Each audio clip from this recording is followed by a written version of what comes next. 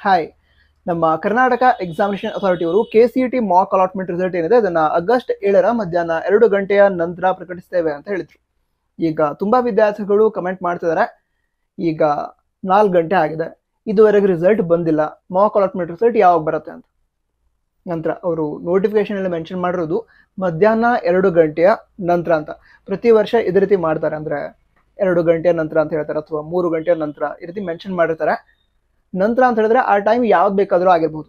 ಅಂದ್ರೆ ಈ ಸಲ ಹೇಳೋದು ಮಧ್ಯಾಹ್ನ 2 ಗಂಟೆಯ ನಂತರ ಅಂತ. 2 ಗಂಟೆಯ ನಂತರ ಯಾವುದೇ ಟೈಮ್ ಆಗಿರ್ಬೋದು, 5 ಗಂಟೆ ಆಗ್ಬಹುದು, 6 ಗಂಟೆ ಆಗ್ಬಹುದು, ನಂತರ ರಾತ್ರಿ 9 ಗಂಟೆ ಆಗ್ಬಹುದು, ಸರಿನಾ? ಅಂದ್ರೆ ಹಿಂದಿನ ವರ್ಷಗಳಲ್ಲೂ ಕೂಡ ಇದೇ ರೀತಿ ಆಗ್ತಾ ಇತ್ತು. ಯಾವುದೋ ಒಂದು ವರ್ಷ ತುಂಬಾ ಲೇಟ್ ಮಾಡಿದ್ರು, ಅಂದ್ರೆ ಈಗ ರಾತ್ರಿ 12 ಗಂಟೆ ಆಗತ್ತಲ್ವಾ, ಅದಕ್ಕೆ ಕೆಲವು ನಿಮಿಷ ಬಾಕಿ ಇರಬೇಕಾದ್ರೆ ಸೀಟ್ ಅಲಾಟ್ಮೆಂಟ್ ಮಾಡಿದ್ರು, ಸರಿನಾ? ಸೊ ಮಧ್ಯಾಹ್ನ 2 ಗಂಟೆಯ ನಂತರ ಅಂತ ಹೇಳಿದ್ರೆ 2 ಗಂಟೆಗೇನೆ ನಿಮ್ಗೆ ಸಿಗತ್ತೆ ಅಥವಾ 2:30ಕ್ಕೆ ಸಿಗತ್ತೆ, ಈ ರೀತಿ ಇರಲ್ಲ, ಲೇಟ್ ಆಗತ್ತೆ. ನಾನು ಹಿಂದಿನ ಕೆಲವು ವಿಡಿಯೋಗಳಲ್ಲೂ ಕೂಡ ನಿಮ್ಗೆ ಹೇಳಿದ್ದೆ, ಅಂದ್ರೆ ಲೇಟ್ ಆಗತ್ತೆ ಅಂತ. ಅಂದ್ರೆ ಮಾಕ್ ಅಲಾಟ್ಮೆಂಟ್ ರಿಸಲ್ಟ್ ಅನ್ನು ಹೇಗೆ ಚೆಕ್ ಮಾಡೋದು ಅಂತ ಒಂದು ವಿಡಿಯೋನ ಮಾಡಿದ್ದೆ, ಅದರಲ್ಲೂ ಕೂಡ ಹೇಳಿದ್ದೆ ಲೇಟ್ ಆಗುತ್ತೆ. 2 ಗಂಟೆ ಅಂದ್ರೆ 2 ಗಂಟೆ ಸಿಗಲ್ಲ, ಲೇಟ್ ಆಗತ್ತೆ ಅಂತ. ಈಗ ಆಲ್ರೆಡಿ 4:15 ಆಗಿದೆ. 4:15 ಆಗಿದೆ.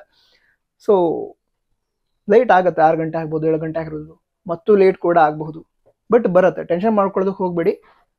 ಆದಷ್ಟು ರಿಲ್ಯಾಕ್ಸ್ ಆಗಿರಿ. ಅಂದ್ರೆ ಕ್ಯೂರಿಯಾಸಿಟಿ ಇರುತ್ತೆ, ಸೀಟ್ ಅಲಾಟ್ ಆಗಿದೆಯಾ ಅಥವಾ ಇಲ್ವಾ, ಆದ್ರೂ ಕೂಡ ಯಾವ್ದು ಅಲಾಟ್ ಆಗಬಹುದು, ಈ ರೀತಿ ಕ್ಯೂರಿಯಾಸಿಟಿ ಇರುತ್ತೆ. ಟೆನ್ಷನ್ ಯಾರಿಗಾದ್ರೂ ಆಗತ್ತೆ, ಬಟ್ ಆದಷ್ಟು ಮಾಡಿ ರಿಲ್ಯಾಕ್ಸ್, ಓಕೆನಾ? ನಂತರ ಅದೇ ಅಪ್ಡೇಟ್ ಬಂದ್ರೆ ನಾನು ಕೂಡ ಹೇಳ್ತೀನಿ. ಯಾರಾದ್ರೂ ಚೆಕ್ ಮಾಡಿದ ನಂತರ ಮಾಕ್ ಅಲಾಟ್ಮೆಂಟ್ ರಿಸಲ್ಟ್ ಸಿಕ್ತು ಅಂತ ಹೇಳಿದ್ರೆ ನೀವು ಕೂಡ ಕಮೆಂಟ್ ಬಾಕ್ಸ್ ಅಲ್ಲಿ ತಿಳಿಸಿರಿ. ಇತರ ವಿದ್ಯಾರ್ಥಿಗಳಿಗೆ ಹೆಲ್ಪ್ ಆಗುತ್ತೆ. All the best. ಜೈ ಹಿಂದ್, ವಂದೇ ಮಾತರಂ.